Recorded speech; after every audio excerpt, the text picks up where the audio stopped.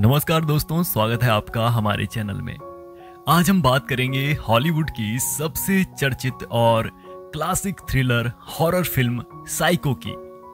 1960 में बनी इस फिल्म का निर्देशन किया था मशहूर फिल्म निर्देशक अल्फ्रेड हिचकॉक ने। दोस्तों, ये वो दौर था जब ज्यादातर फिल्में पारिवारिक तरह की बनती थी, मतलब फिल्मों में खून खराबा नहीं होता था। लेकिन साइको फिल्म कुछ अलग तरह की थी। इसमें हत्याएं थीं और खून खराबा था। और उस दौर में इस फिल्म ने दुनिया भर के सिनेमा जगत में अपने डार्क कंटेंट की वजह से तहलका मचा दिया था। चलिए अब कहानी पे आते हैं। कहानी शुरू होती है मैरियन नाम की लड़की से। मैरियन अपने बॉयफ्रेंड सैम से शादी करना चाहती है, लेकिन पैसों की कमी की वजह से उनकी शादी टलती जा रही है। मैरियन जिस ऑफिस में काम करती है, वहां का बॉस एक दिन उसे $40,000 बैंक में जमा कराने को कहता है। क्योंकि मैरियन काफी वक्त से उस ऑफिस में काम कर रही है, इसलिए उसके बॉस को उस पर पूरा भरोसा है। इतनी बड़ी रकम को देखकर मैरियन लालच में आ जाती है। वो सोचती है कि ये इतना पैसा है जिससे उसकी जिंदगी सिक्योर हो जाएगी और उसकी सैम से शादी भी हो जाएगी। इसी ख्याल को दिल में दबाए वो सारे पैसे लेकर भाग जाती है। वो अपनी गाड़ी में सवार होकर एक अनजाने सफर पे निकल पड़ी थी। वो शहर से दूर कहीं तक जाना चाहती थी, जहां से वो सैम को फोन करके अपनी लोकेशन बताती। फिर सैम उससे वहां मिलता और फिर वो किसी दूसरे शहर में शिफ्ट हो जाते। इन्हीं ख्यालों के साथ वो आगे बढ़ रही थी कि अचानक मूसलाधार बारिश होने लगी। वो एक सुनसान जगह पे अपनी गाड़ी रोकती है। यहाँ पर एक बेट्स मोटेल है। मैरियन उस रात उसी मोटेल में ठहरने का सोचती है। यहाँ उसकी मुलाकात होती है नॉर्मन बेट्स से। नॉर्मन बेट्स दिखने में एक सीधा सादा, शर्मीला और मासूम इंसान लगता है, जो अपनी माँ के साथ रहता है। और नॉर्मन बेट्स ही बेट्स मोटेल का मालिक भी है।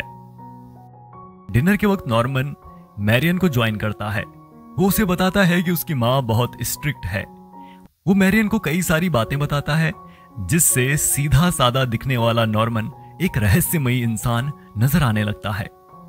मैरियन को उसकी बातें थोड़ी अजीब तो लगती हैं, लेकिन वो ज्यादा ध्यान नहीं देती। कुछ वक्त बाद मैरियन अपने कमरे में नहाने के लिए बाथरूम में जाती है।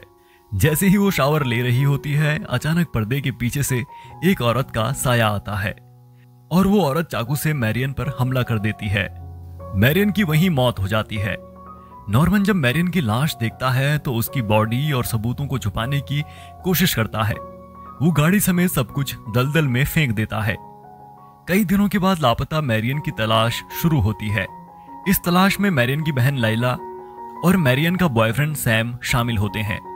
एक प्राइवेट डिटेक्टिव आर्वो गेस्ट भी इस केस में जुड़ जाता है। आर्वो गेस्ट बेट्स मोटेल पहुंचता है और नॉर्मन से पूछताछ करता है। उसे शक होता है कि इस जगह पर कुछ तो गड़बड़ है। लेकिन जैसे ही वो नॉर्मन की मां से मिलने के लिए उसके घर जाता है, तो उस पर भी हमला किया जाता है और वो भी मारा जाता है। सैम और लाइला हार नहीं मानते। वो दोनों खुद बेट्स मोटेल पहुंचते हैं और छानबीन करते हैं।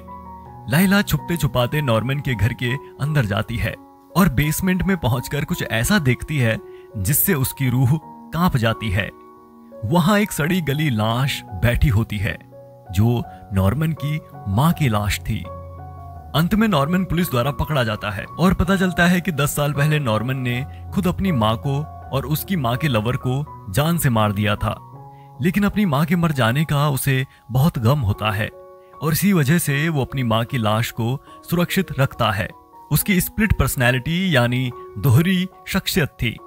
कभी वो नॉर्मन होता था तो कभी अपनी मां की तरह बन जाता था।